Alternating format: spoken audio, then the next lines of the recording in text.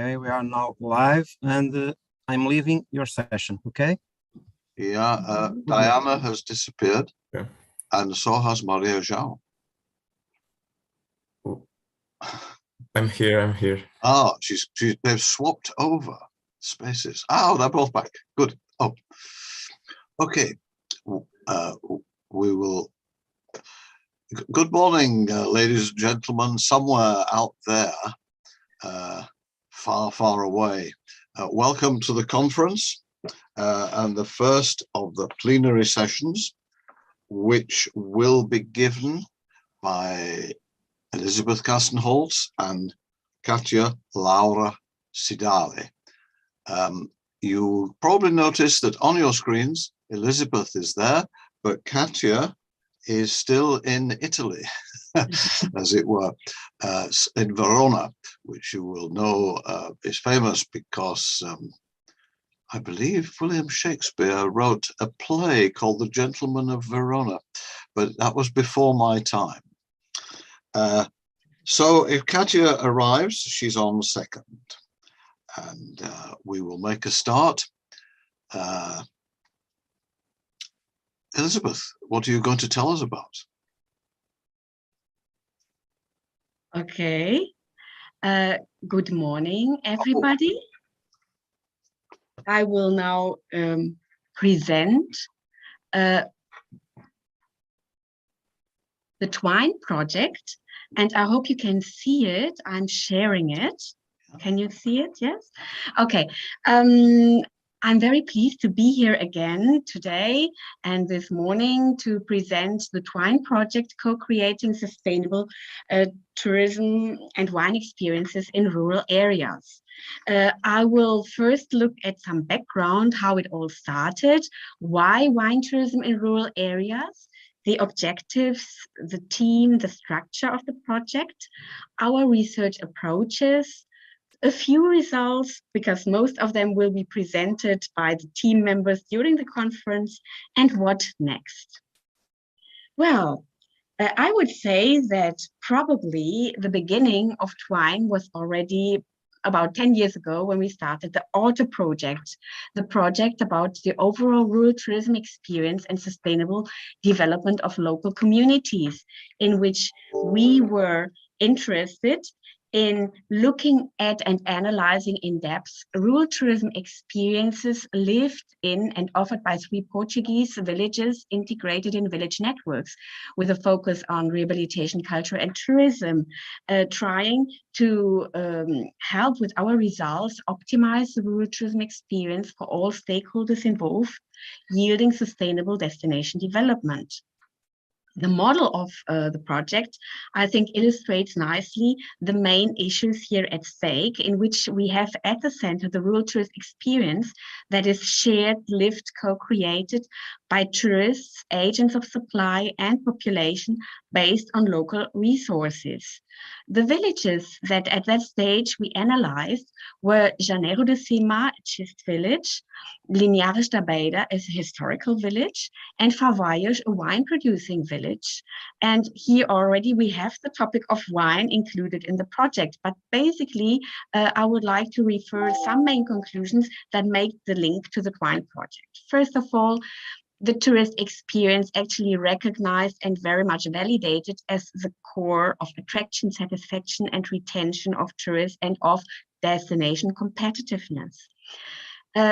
Second, what was most enjoyed in this experience is a relaxed experience of nature, traditions, food, and people, involving all senses and however, lacking some more engaging and active dimension of the experience, partly due to limited time spent in the villages and also due to lack of opportunities presented by the local providers. Interestingly, agriculture was not identified as a main attraction, but local food and man-shaped landscapes are clearly. So tourists seek local products to enjoy on-site, but also to extend the experience. And this is something that we have to retain. all local actors, agents of supply and residents agree the existing potential might be better used, requiring, however, market knowledge-based innovation, networks, and governance structures. So what we found in our project very strongly is the role of food and wine amongst the most interesting resources to develop such more engaging and meaningful experiences on. So some nearly 10 years later, the TWINE project was developed. I used part of my sabbatical on developing this, and it started in 2018. It is still ongoing. It was supposed to be for 3 years, but it's 4 years now. Because of COVID, because of all the difficulties, the project duration was extended for another year, and we are still collecting some of the data. Why wine tourism?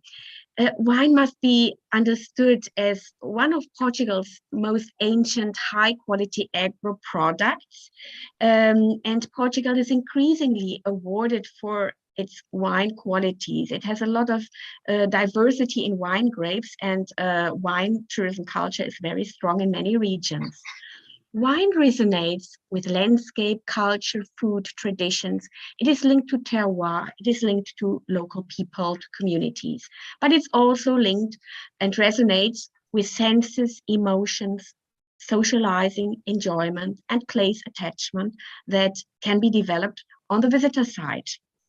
So this makes us think that tourism wine in its connection may be the perfect fit for sustainable regional development, which is one of our concerns in our studies.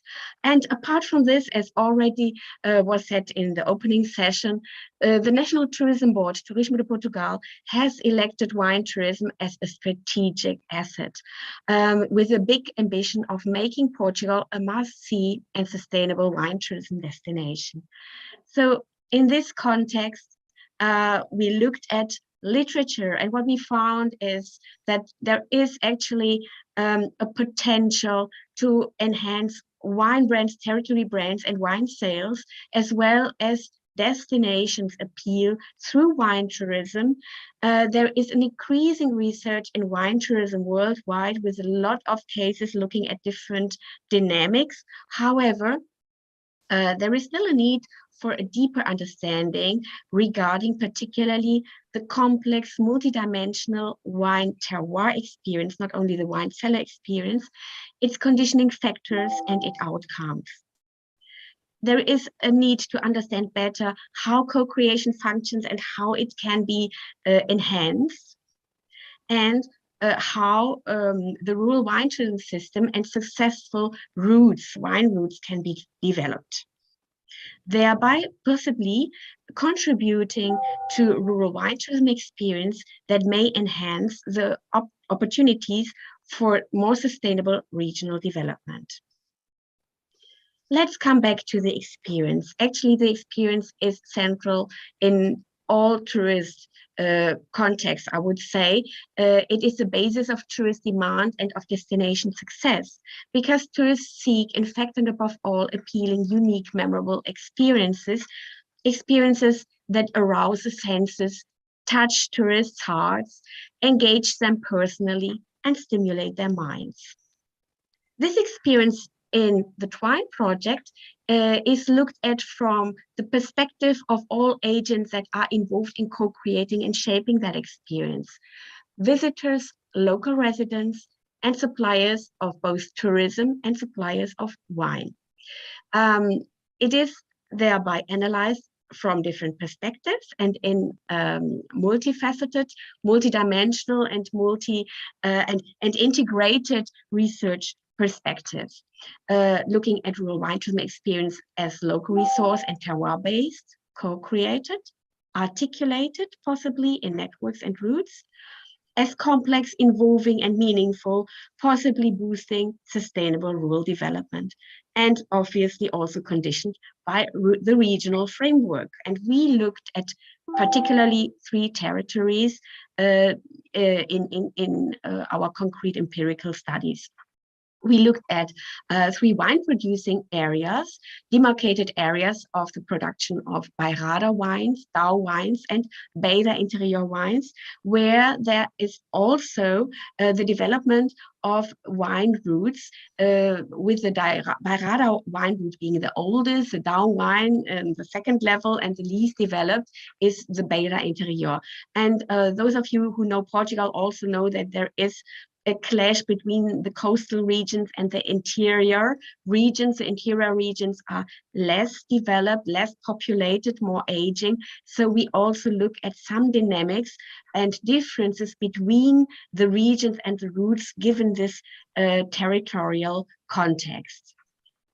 In this framework, the objectives of TWINE are therefore to study the co-creation of tourist experiences in rural wine destinations from diverse perspectives, to possibly, through our results, help stimulate rural development through appealing unique place experiences.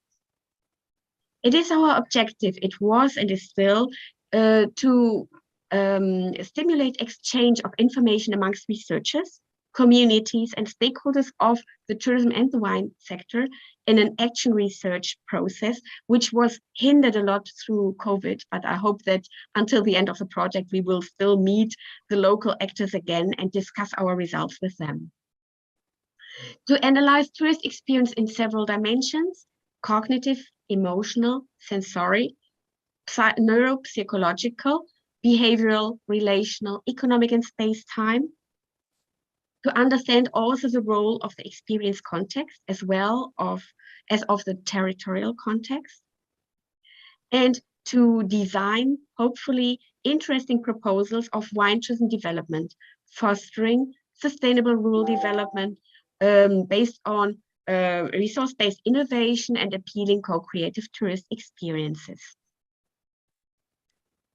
In the beginning, and we still have a lot of important concepts that we try to look at from different research perspectives. You see here there are different areas of research, different fields like marketing, psychology, economics, sociology, tourism studies, regional development, and of course, for these broad overlapping issues, we need a big research team. Here we have the team in our kickoff meeting in July 2018, so long ago, but still we have them around all virtually now. And in the meantime, also the team has grown.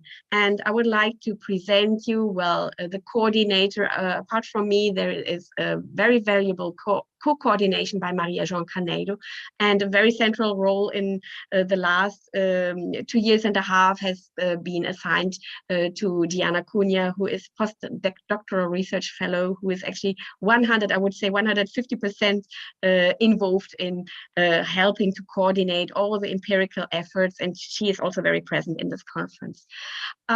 Researchers are actually divided in 3 teams. And as I showed you before, we have 3 regions, 3 territories, and we found it was very useful to have researchers in institutions that are very close to these areas, that can do this action research approach in a much better way.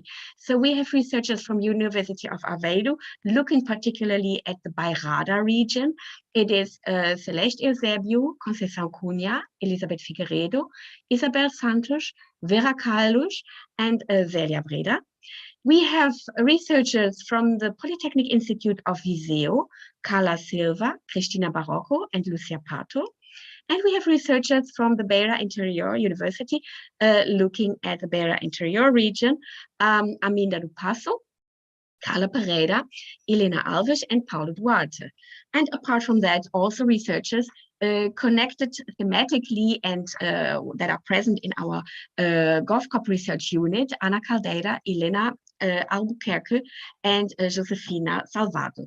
And we have the research assistants that have been contracted during the course, and Mario Neves is still around, also helping a lot here in this conference, as well as Maria Gorgueira.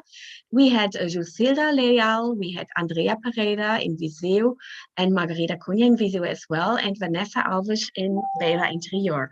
And we have, of course, not to forget, very important external consultants, Bernard Lane, who is moderating this session, but also Arno Todd and Orlando Simões. We have a lot of students doing their research based on data that has been collected during the past 3 years. And it's Jusilda Leal, Isabel Silva, Patricia Melo in the graduation field. Master students Alexia Silva, Liliana Eusebio, Maria Manuel Loredo, and Mafalda Carvalho. We have PhD students Cristina Araújo, Mariana Cabral, Rafaela, and Jorge Sampaio. And we have a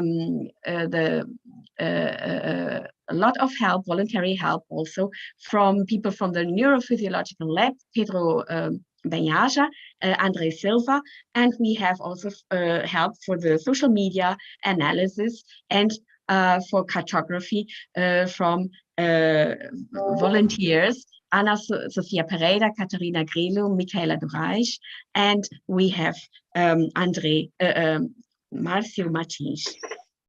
This is a very big project. It had to be systematized through structure, including the diverse activities, not only literature review and characterization of the territory, but also the empirical approach, dealing with the tourists, dealing with agents of supply, and with the community. And we are actually quite advanced in most of these empirical data collections. However, COVID hindered us to obtain all results that we aimed at, but we are still doing some ongoing research here. The data collection was both quantitative and qualitative.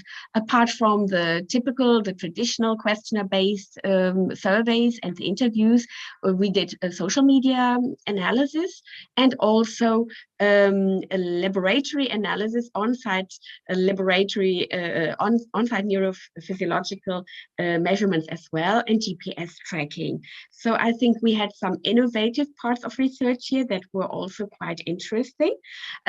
Here I show you some of the spots where we did the interviewing, and well, the places that we chose were mainly, apart from wineries, whenever this was possible, but unfortunately, especially during the COVID and post-COVID time, it was very difficult to get inside the wineries. We still collected some data in public spaces, in cafeterias that authorized our surveying.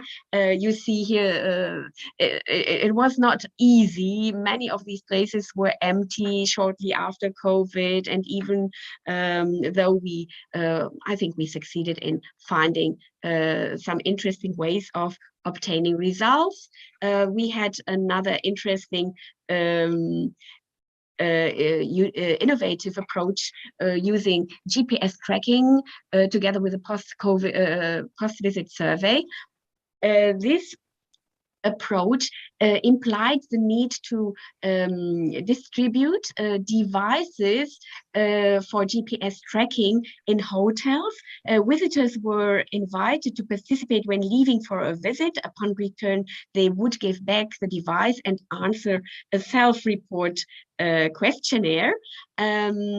And this enabled us to track objectively the data that was then downloaded in a program, in a software, to help us identify where people actually went along the route or not along the route, and where were the stops of congestion and of higher attraction, and the other spots that were actually non-spots that people did neglect in visiting the territory. It helped us not only look at the passes that were undertaken by the visitors, but also some data was immediately available, such as the travel length, the distance traveled, the path shape, if linear, curricula, and so forth. And so it helped us find and identify some objective data apart from the survey data. That was also very important to connect this space-time experience with what people actually experienced by their self-reports. Here is some of the maps that were an output of this research, actually refined through the input of additional data that was used by cartography. And it helped us see that there are some points with much more movements and where people actually went to and what are the areas that people actually were more interested in. I cannot go into much of the results here, but there will be some presentations regarding also the mapping and cartography during the conference as some of the results of the study. There was another very interesting approach, an innovative approach requiring the laboratory participation, and neurophysiological reactions were measured regarding visual stimuli that potential travelers to the routes were confronted with. The psychophysiological indicators such as peripheral nervous system measurements, EEG, EDA, and ECG, they were collected in the laboratory, and they were collected when visualizing images like the ones that I show you here regarding the winery and the cellar environments, but also when looking at the website of, for example, the Barada region.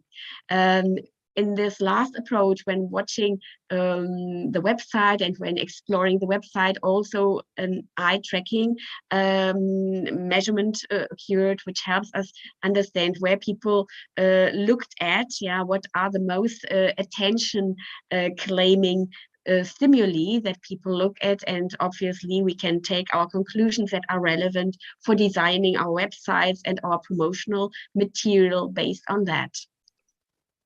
Apart from that, we also tried, and this was quite a difficult matter, we tried the use of bioplugs, which potentially would permit us to assess these neurophysiological measures regarding the stimuli that people were confronted with while visiting wineries and vineyards. So it would be out of the laboratory and into a more natural framework.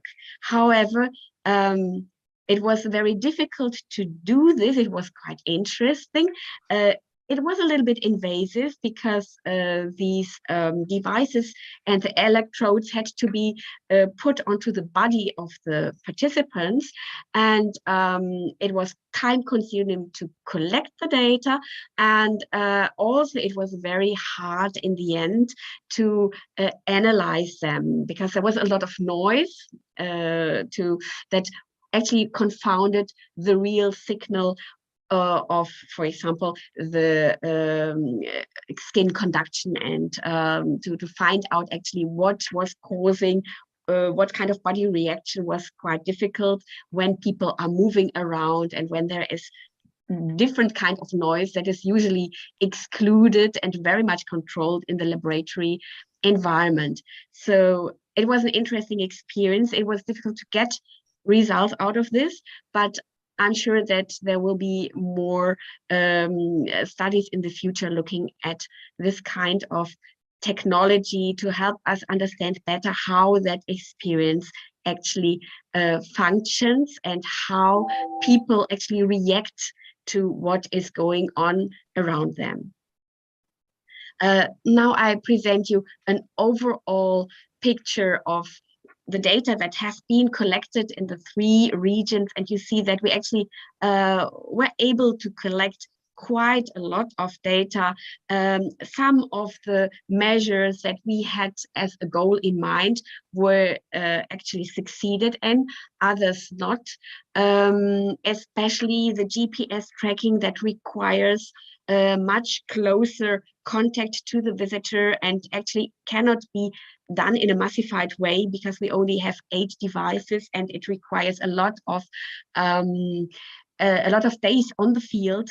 During the pandemic, it was difficult to have the authorization from hotels to undertake this approach. So there were some obstacles to it, but we still want to do this in Vera Interior and also to possibly add some of the visitor data also in the other regions, because due to COVID, we are quite aware that there is some bias in the sample in the end, because we had, for example, much more Portuguese than international visitors. However, we are quite happy with most of the results given the context, and we are able to already start exploring much of this data, and we have done so. Some of the results you will find during the conference plenary sessions.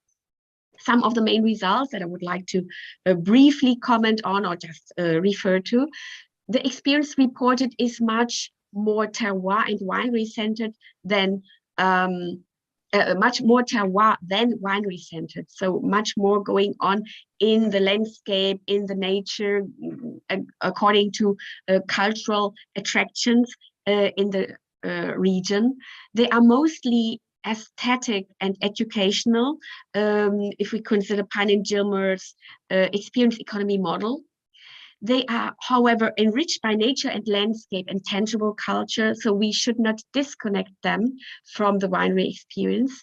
The lab experience shows the role and stresses the role of outdoors, of wineries again. Social interaction is indeed valued and impactful in the wine tourism experience in the regions. However, the market is quite heterogeneous. There are some more, others less wine-involved travelers. There are family markets with kids. There are diverse motivations and experience sought. Co-creation is a very big potential, and it is developed, but it should be developed probably furthermore. Local residents are favorable generally to tourism development, however, with differences amongst the activity sector. Agents of supply do not all understand the terroir concept, the role and significance of routes and network collaboration. However, it is interesting to see that COVID perhaps made people understand more the role, not only of adaptation to different and challenging contexts, the role of technology, but also of regional collaboration. So what next? We still want to continue some of the data collection, as I referred to before, mainly in Beira Interior, but also in other routes. We want to continue, and we need to continue data analysis and exploration and look at it from diverse lenses and also integrate and compare results. We need to present and discuss the findings with the route agents, with the stakeholders, and we want to do this in the near future. And we need to focus on still persisting and new gaps in order to possibly design new projects and find better solutions for the territories and the agents involved. So final remarks, these are the results of a joint effort of many who worked hard on diverse tasks and helped to find creative solutions in difficult times. We are most thankful to all who participated, visitors, tourism and wine agents, residents, who shared their ideas and precious time to contribute to a significant pool of data whose analysis will hopefully help render wine tourism experiences more and the studied routes more appealing, successful and sustainable. Thank you very much. Thank you, Elizabeth. And while you were speaking, Katia arrived. Hello. By magic, but she always was quite magical in certain ways. And we're very glad you were here. You are now here, and don't go. You're going to tell us something next. Any questions for Elizabeth that have immediately come to mind?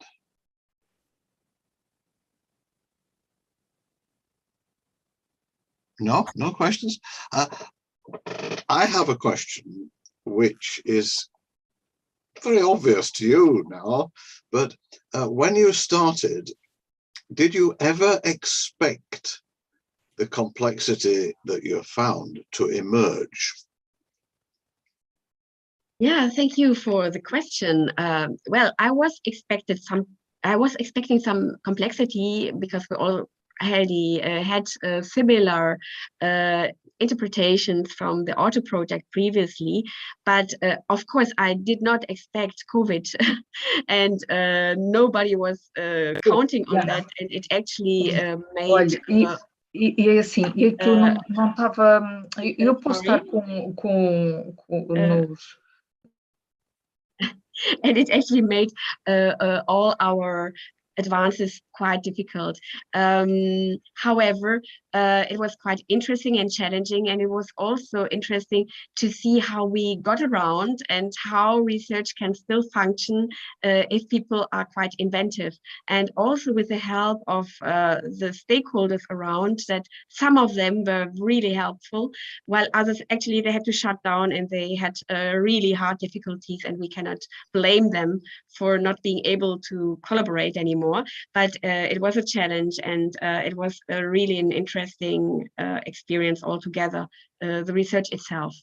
Another interesting thing was the bioplugs that was quite innovative and had a lot of challenges, and we're still trying to get some results out of it, and it probably needs to be better developed, the technology in case, because the results were very difficult to interpret.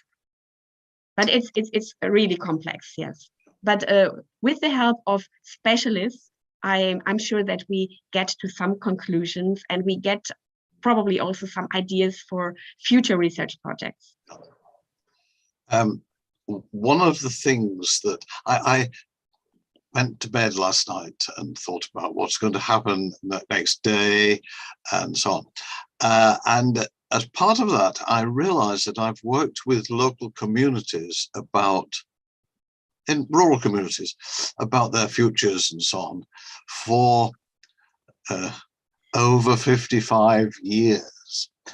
And I still find it amazing, the complexity of the way people interact with their neighbors, or don't interact with their neighbors in many cases, and with visitors who very few try to understand them, and yet understanding your market is essential to most business activities.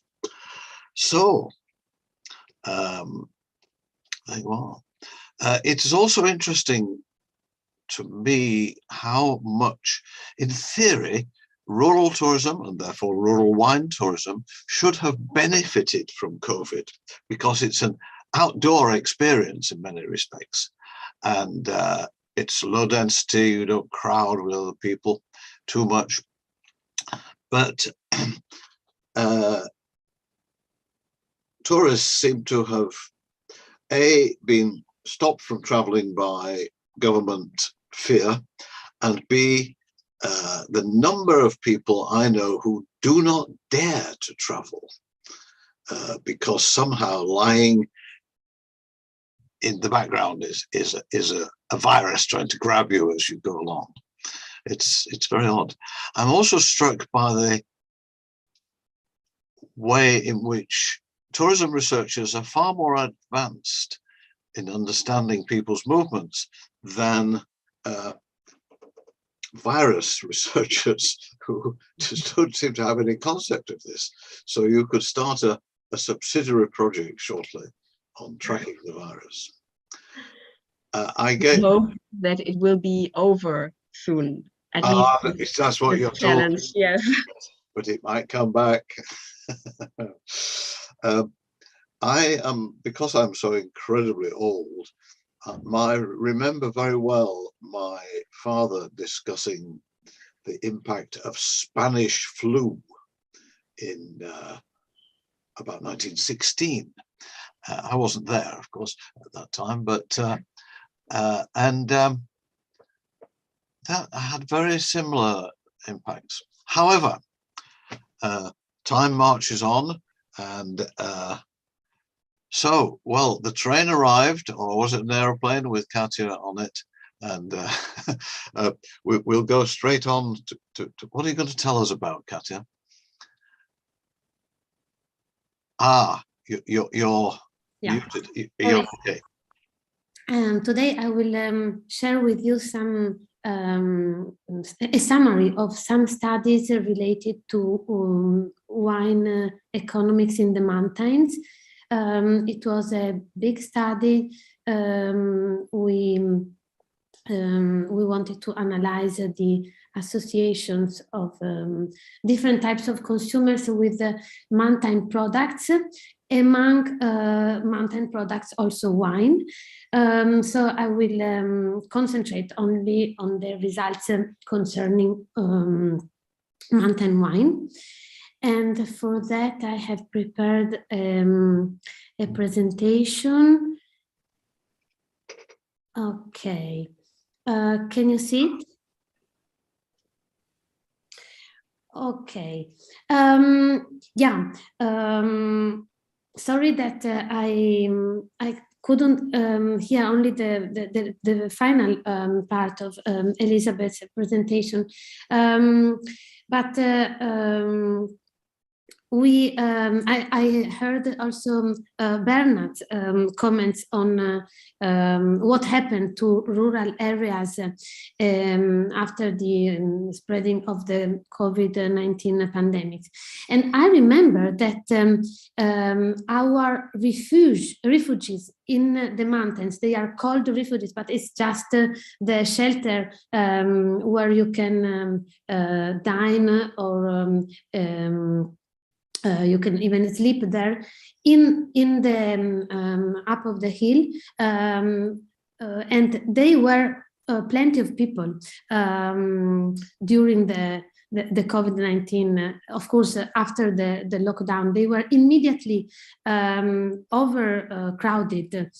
So this is just to say that in the mountains. And we had no vaccine yet, so it was actually not a good idea to overcrowd refugees, small refugees in the top of the hill. But this gives an idea of already before starting this presentation. This detail gives an idea of the positive image that have mountains on all of us. Before we are tourists, before we are consumers of individuals.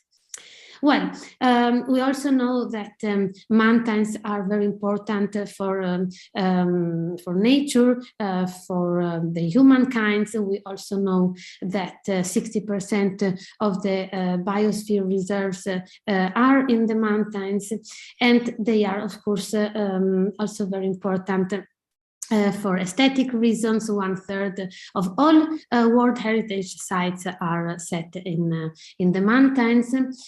And also we know that there are hard living conditions in the mountains, and indeed mountain communities are among the most vulnerable in the world. And it's also the misleading use of natural resources together with the effects of climate changes that are causing a threat to the ecological sustainability of mountain ecosystems, what has then drawbacks also on tourism. But speaking about wines and food products on the mountains, we know that mountain viticulture and mountain farming they suffer for high production costs. Mountain farming is intrinsically, its idiosyncrasy that it is characterized by small-sized families.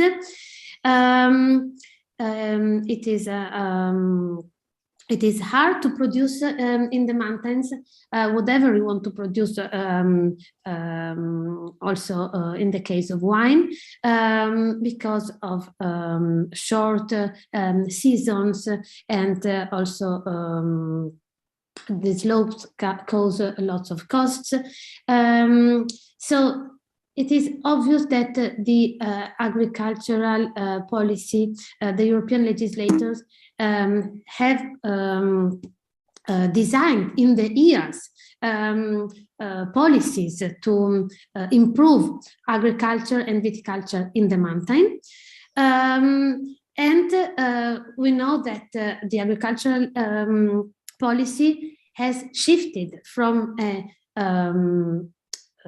intensive monosectorial approach, a productivist approach, to a more multisectorial and multifunctional approach. In this shift, also the meaning of rurality has changed, passing from pure agriculture, the rural space as agricultural space, to what we have now, which is also place for regenerating physically, mentally, and so on. So in this context, we start actually our journey, because I will present different results from different studies. But let's say the point here is that mountains are a particular setting. So mountain products, either food, mountain beef or mountain cheese or mountain wine, they are distinctive. And in order to be seen by consumers as something particular, something distinctive, the European Union in 2012 have developed the European scheme, which is called Mountain Quality Term, which in the case of products, animal products or processing products, they have of course to prove a linkage with the mountain setting.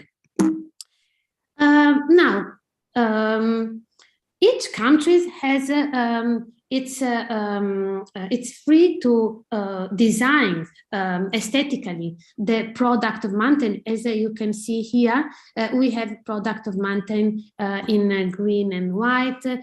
Here we have Produit de Montagne of France, but it is the same scheme, the European quality term, which is a voluntary term that a cheesemaker of the mountain can put on the package together with, for instance, the denomination of origin or the organic label.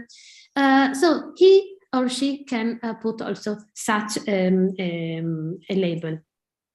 If we go outside Europe without going too far away, in Switzerland, we have even mountain label for products made in the Alps, and another one. So the Alps is this one, and this one is for the mountain, in order to signal the consumers that we have a product of the mountain or of the Alps which differs from the plain. And of course, it is it deals also with the wine. However, in Europe, at the just last minute before publishing this regulation in 2012, the sector, the wine sector, let's say some big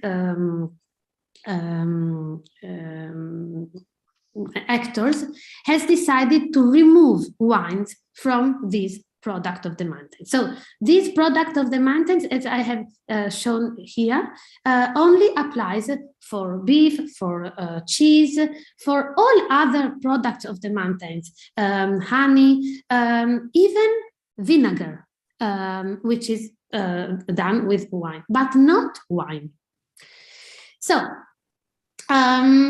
even if it is so, there are some private mentioned, as you can see here. These are private wineries that use, of course, the mentioned wine of the mountains. But it's not the strength of the European scheme product of the mountain. So in order to understand whether a mountain label would be positive, would be a source of attraction for wine lovers, wine tourists. We have developed different studies with different aims. For instance, to improve the legislation, because we have conducted studies also on the perception of the mountain label, of the European mountain label on beef, for instance.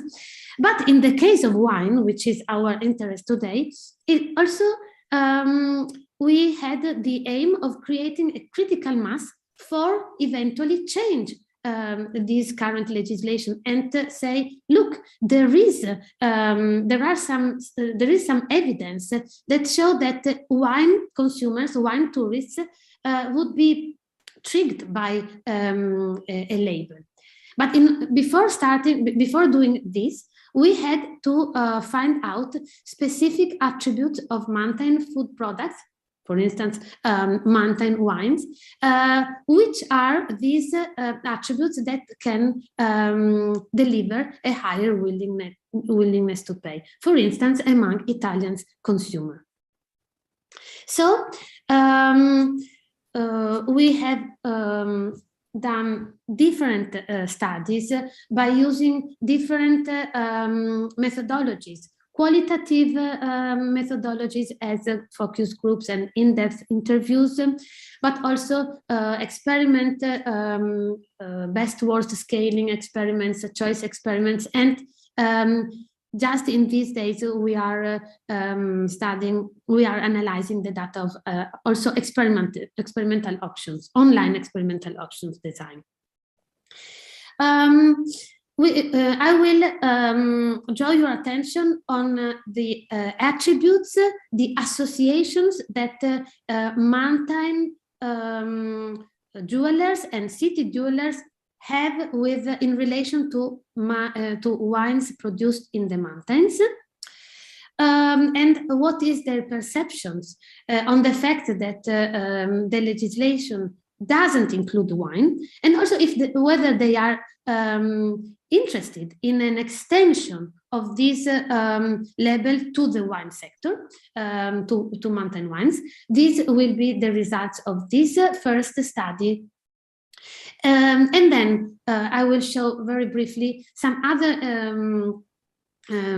findings that pertains to best worst scaling and experimental options, because I think they are at least surprising. So the qualitative research was already published, and as I said, we wanted to find out, to get insights into what Italian consumers think about wine and beef produced in mountains, and whether they agree or disagree with the new rules of mountain products, of course, in the case of beef, and whether they are in favor of an extension of the mountain labels also to wine. We did it in South Tyrol, in the Alps, Italian Alps. And then once we have found such attributes, we have conducted another study with almost 1,000 respondents, where we have ranked these attributes and then we have used them to create some clusters. Well, the interesting thing concerning the findings of the qualitative studies is that non-expert, so normal consumer, wine consumer, did not identify any intrinsic differences of wine product in the plain or from wine product in the mountains. But connoisseur type, so let's say wine experts, wine lovers, they identify a stronger aroma with mountain wines, so wines produced in the mountain settings. And both types, expert and non-expert, are aware of the difficulties of mountain farming. Generally speaking, there is also a positive attitude towards an extension of the mountain label to the wine sector. Now I show you the second types of results that we have found out with the quantitative designs. As I said, experimental auctions and best worst scaling. And let's say, let's look at the best worst scaling first. As you can see, what consumers associate with wines produced in the mountains is that wines are, let's say, more healthy because they have less additive. They contribute to environmental viticulture. They are local, they use autochthonous grape, and they have delicate flavors. They are also produced in small farms. They are very labor intensive. The images of terraces comes also, but as you can see in the 7th place, and the idea of mountain produce as something which is of limited number, so scarcity, the idea of scarcity also comes. You can see also terraces and high altitude comes twice. In the best worst scaling, they were actually put together. So terraces, which is the typical mountain landscapes of wines, and high altitude were asked together, what in my opinion was a mistake. And you can see terraces come at 7th place together with the high altitude. And the experimental auctions findings are a little different, of course, because it is another sample. But the idea that I would like to draw here is what are actually the first two attributes that come in the best worst scaling, and the best three, the most pregnant attributes of mountain wines in the collective imagery. These are less additive, sustainable viticulture, and autochthonous grape, which are actually not intrinsically attributes of mountain viticulture, mountain agriculture, because the attributes, the characteristics of mountain agricultures are the yellow attributes that score least. They don't come in the first 2 or 3 places. So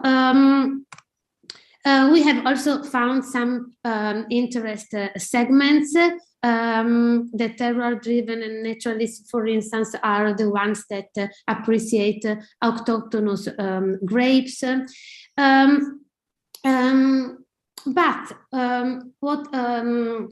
what I would like to highlight with these studies, and also the choice experiment study that we have done, is that actually, as I said, while mountain-specific attributes score the least in both studies, the ones that score the best are less additive, sustainable, and autochthonous, which are, of course, they can be attributes of mountain wines, but they don't are only prerogative, appanage of mountain wines, because also organic wines can have less additive, or wines produced with in accordance with sustainability criteria can have such characteristics. So there is a positive imagery, but it's not mountain wines are, according to us, not exploiting their full potential. But because of the images that they evoke together with other mountain products, and here we are confirming previous studies, because mountain wines also evoke simplicity, they evoke purity. So let's say health-related characteristics, they have the potential to offset associations with bad health, with damages to the human health. What I mean is we are assisting to a new position of the European Union. The cancer plan of the European Union wants to put warning signals on wines. Just last minute, some policymakers succeeded to change these warning signals and to create a relationship among the use and abuse of alcohol and some health characteristics. But what I mean here is that there is a new way to look at wines. We also know that young people drink less, so there are some health concerns which are legitimate, but we know that they are very linked also to the consume frequency and so on. So in this particular context that we are living now, mountain wines can offset these negative associations. And in this regard, if the mountain product, the European quality term, would be extended to wines, it would succeed even better in offsetting negative association related to health damages. By the way, the same applies for beef. Beef has also negative associations, mental association regarding health, especially red meat, and also because of the carbon emissions. But since mountain viticulture and mountain agriculture are extensive agriculture, are not intensive agriculture, they could offset these negative associations, not only related health damages, but also climate change damages. So certifying the quality and origin of wines with the mountain labeling could provide mountain winemakers with an excellent opportunity, also in terms of creating sorry, more resilient communities. Sorry. Well, in a nutshell, this was the idea. I have to take a glass of water. Sorry for that. Okay, this is a very interesting piece of work because you are working to develop a health, it's a possibility, to develop a health advantage from something which is, you could argue, is intrinsically unhealthy. But there you are. I'm here, sorry. Good. And is that wine? No. No, it's water. And from the mountains, of course. So, just in a nutshell, this was the idea of my presentation. And there are also some interesting synergic effects of a hypothetical mountain label applied to wine and organic wine. This was the findings of the choice experiment.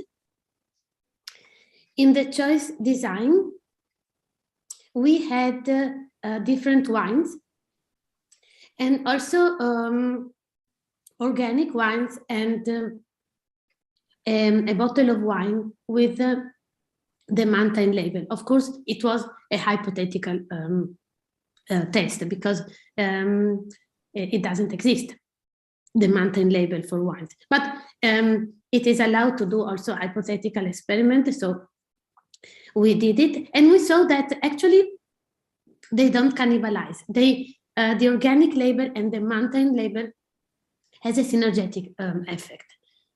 What is, for instance, already the case for, I don't know, Parmigiano Reggiano cheese has also a sub-consortium of Parmigiano Reggiano of the mountains. And this type of cheese is sold with both labels. And they have no problems of cannibalization. Another idea, but this is more for new avenue of research, because we haven't tested it, but I think it would be very good for PhD thesis or also a master thesis.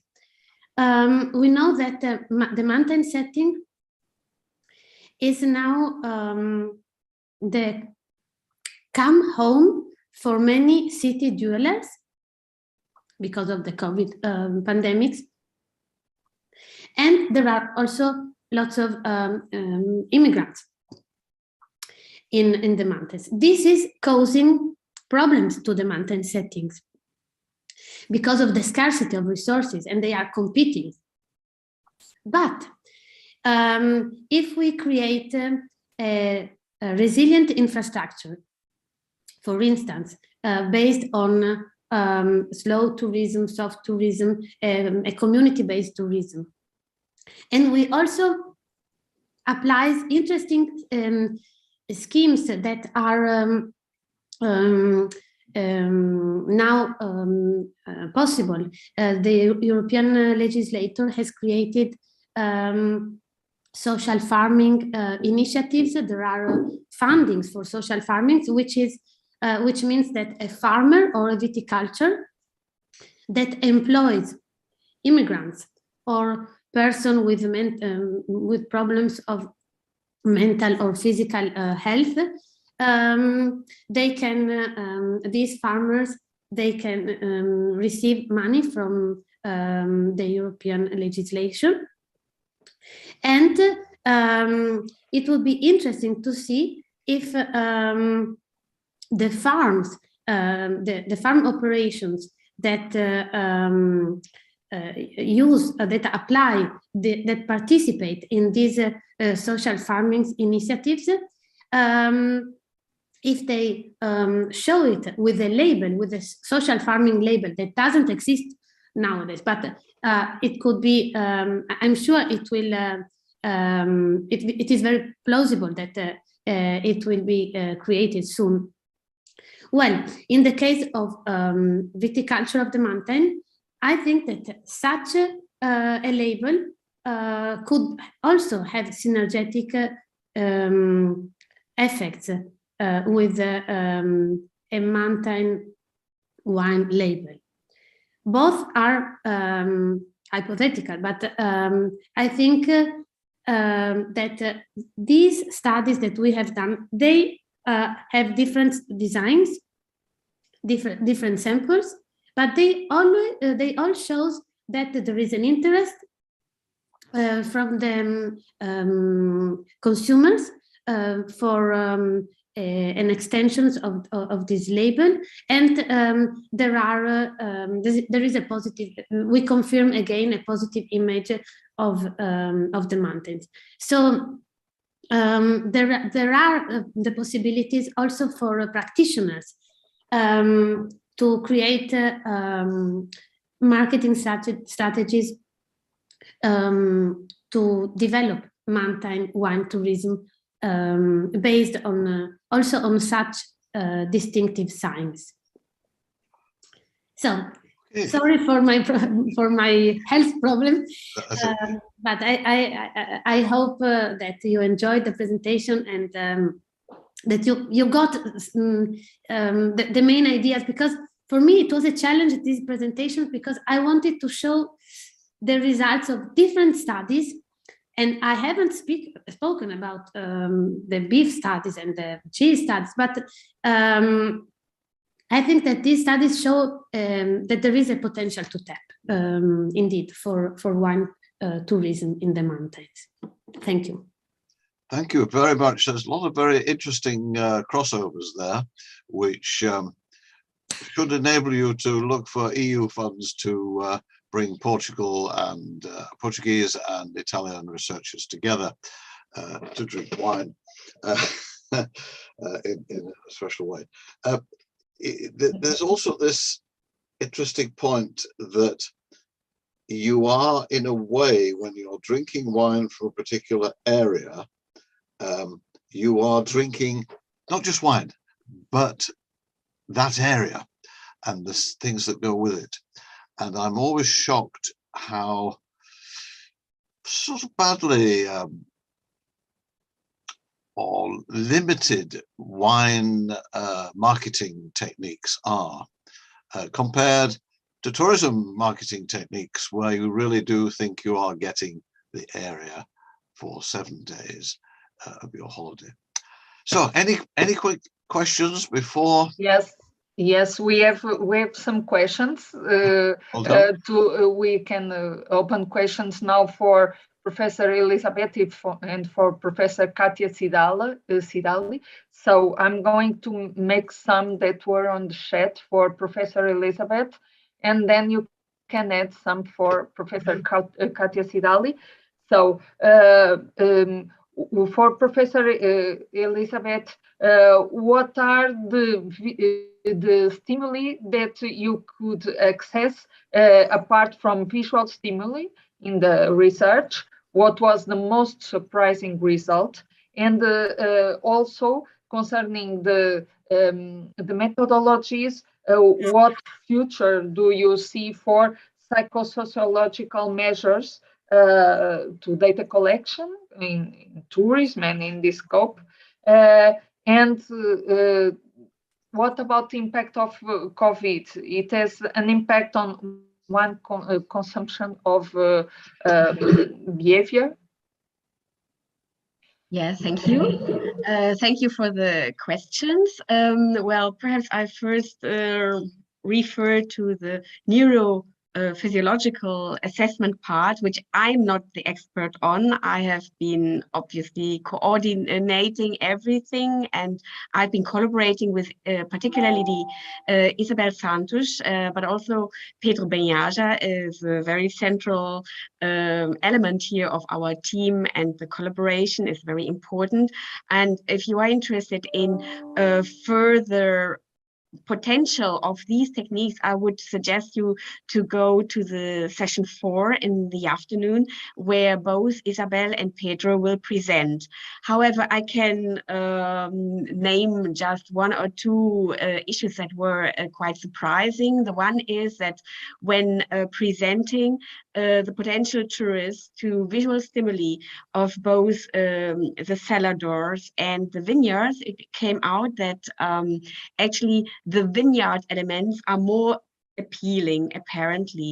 However, when the potential visitors were looking at the website, there were some differences regarding wine involvement, and those tourists that are more wine involved and wine connoisseurs, they actually went to specific sites and were quite enthusiastic about the wineries and the cellars and this more winery focused part of wine tourism, and not so much the more terroir aspect of wine tourism.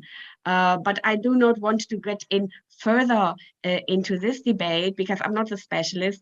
Regarding the issue of the opportunity for the future, I think there are a lot of opportunities, especially if we connect this data collection, the neurophysiological assessment of body reactions, also with survey data in the end, because we need to understand what kind of arousal is analyzed here. If it is a positive or negative arousal, what kind of arousal is associated with the visualization of these stimuli.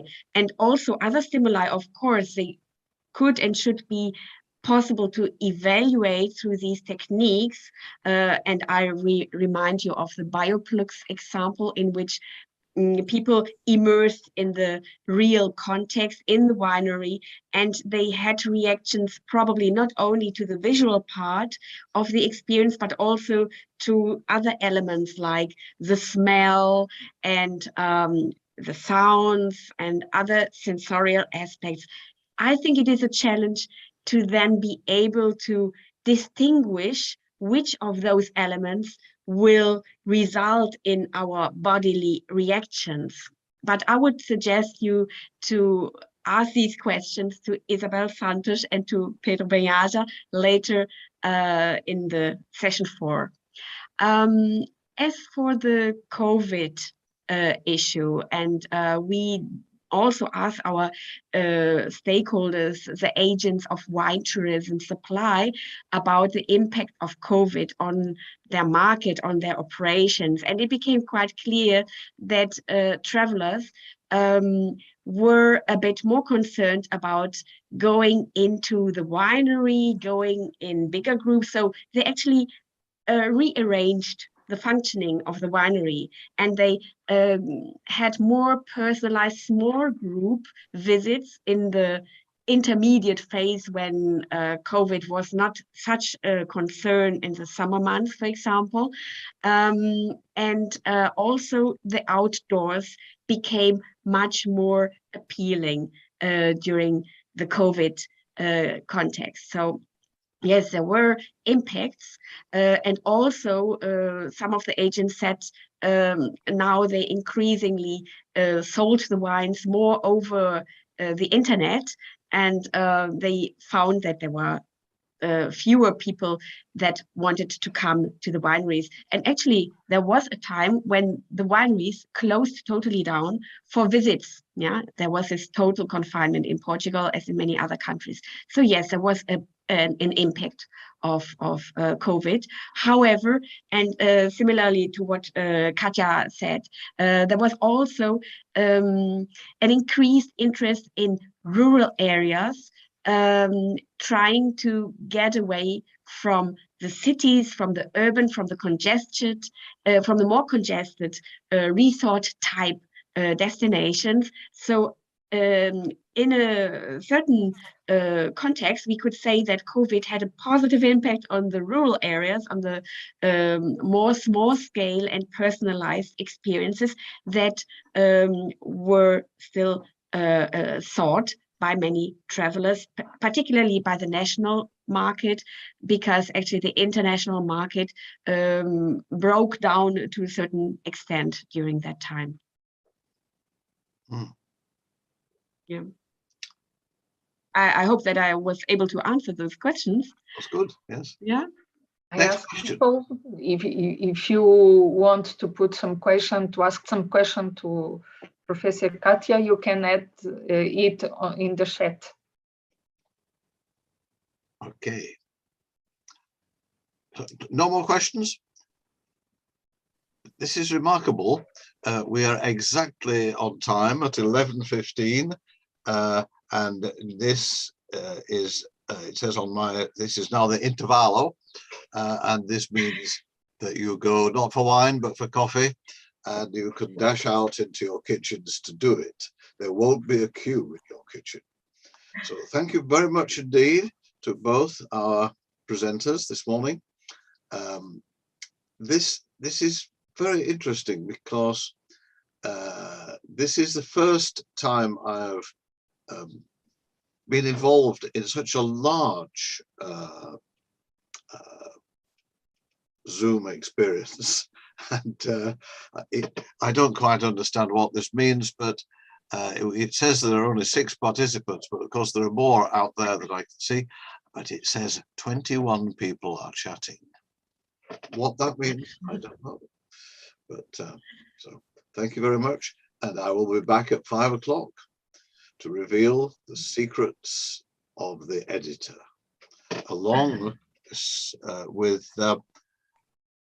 Serena Volo, who also comes from South Tyrol in Italy, which is one of my favorite parts of the world. So there you are. What a great day. So thank you very much.